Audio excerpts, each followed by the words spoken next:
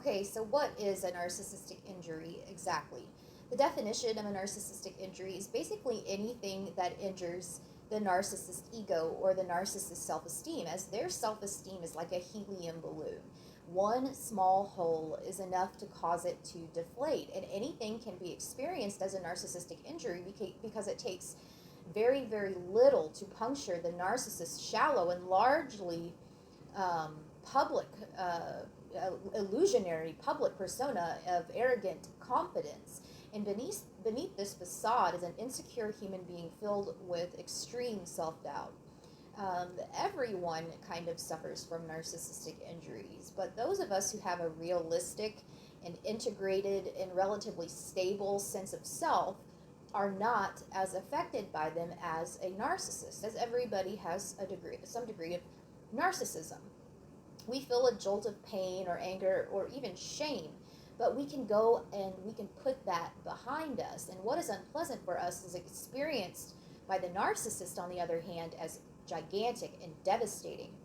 And the aforementioned list, narcissistic injuries, they can be caused by varied things, and even things so small as getting a less desirable table at a restaurant, someone disagreeing with what they say, somebody cutting them off while they're driving, not getting that admiration that they feel that they deserve, asking somebody out and getting turned down, and the big one, somebody else discarding them before the narcissist can get to the discard.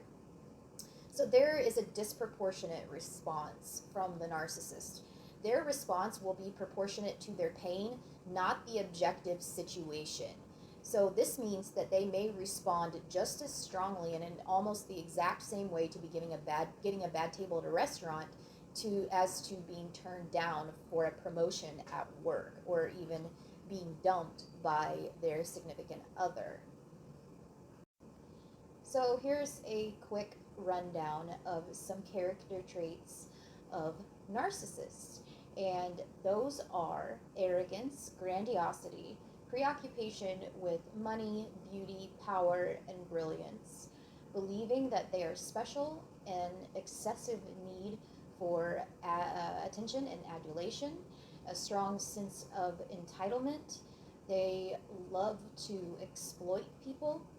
They get very angry when other people get attention. They have an extreme lack of empathy, a marked lack of empathy, extremely envious of others. They are vicious gossipers. They shame people. They are sadistic, calculating manipulators.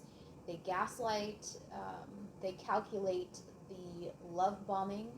They are violent, explosively angry, pathological liars, cheaters, thieves, of which they have no remorse for. They are hypersensitive to criticism and insanely jealous in some cases. They need constant contact, especially in the beginning. They are extremely controlling, hypervigilant, paranoid. Again, no empathy. If they give an apology, which is doubtful, it will be a shallow apology at best, and one that is used to further manipulate you. They take no responsibility or accountability for their actions. They take no ownership, again, for their actions. They will tell people that most, if not all, of their exes or people that used to be in their lives, friends, family members, are crazy, especially those that discarded the narcissist, including family members. They have delusions of grandeur. They're grandiose. They are very egocentric. They revel in other people's failures. Like, they sit around waiting for people to fail and then revel in that failure. They revel in others' downturns, and they assert people who gave it better as people who are doing better in life as just being lucky, instead of having worked hard to earn something in life. They are massively envious. They focus on superficial attributes, compare their looks to others constantly. They sabotage others. They are over concerned about their appearance. They cannot accept feedback. They are vengeful. They have superficial charm, and they are bullies. So, what type of wound would injure a narcissist? A quick list, again, of some wounds that would cause a narcissistic injury. A reduction in finances or money, losing of any possessions, including people, because people are just possessions to a narcissist. Particularly painful losses while the material possession or the person that is considered a possession is still shiny and new or in the love bombing stage by the narcissist. Relinquished control or loss of control over someone or something, a reduction of power, lowering of status, a reduction in physical beauty. See this a lot in female narcissists who rely on their looks to get by. More narcissist psychological defeats. That's what we will talk about next.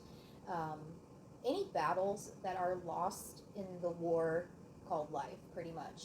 Not getting into a college program, not getting a job interview, not getting into a college, not finishing any program for one reason or another, not graduating from any institution for one reason or another. Reprimands while at school or university, being reprimanded at work. If a coworker gets a compliment or a congratulations, if a significant other gets a compliment or a congratulations, any criticisms whatsoever, even if they are just perceived criticism, in any context is a defeat to a narcissist.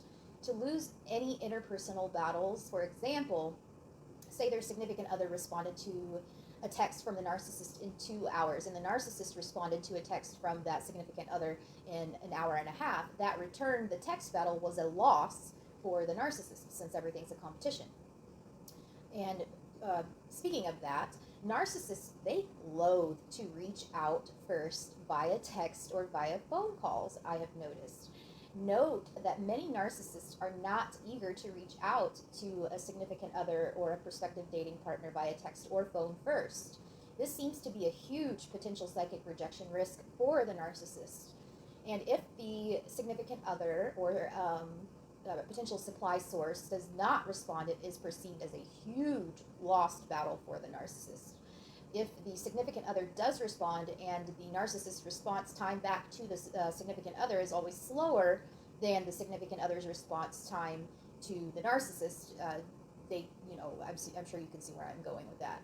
The slower the response time is essential for the narcissist in order to preserve that narcissist win in their mind in regard to that particular text or return in the phone call battle. When in a relationship of any kind with a narcissist, you will realize eventually how insanely sensitive they are, how fragile their ego and their sense of self is, as they literally make mountains out of molehills. They get upset and offended at things that any emotionally stable person would not even begin to think about getting upset over. In a narcissist's mind, they, say you get into an argument. In a lot of cases, I dealt with this myself. It seemed like every fight was going to be our last fight. It was always do or die, make or break. Every tiny little fight, there was that fear that we were going to break up for good every single time, because that metaphorical helium balloon of an ego that they have, consequently, because it's so fragile, their significant others or work partners or whoever are prone to inadvertently bruising that ego and causing a narcissistic injury without intending to do so. And like I said, popping the narcissist ego balloon is easy.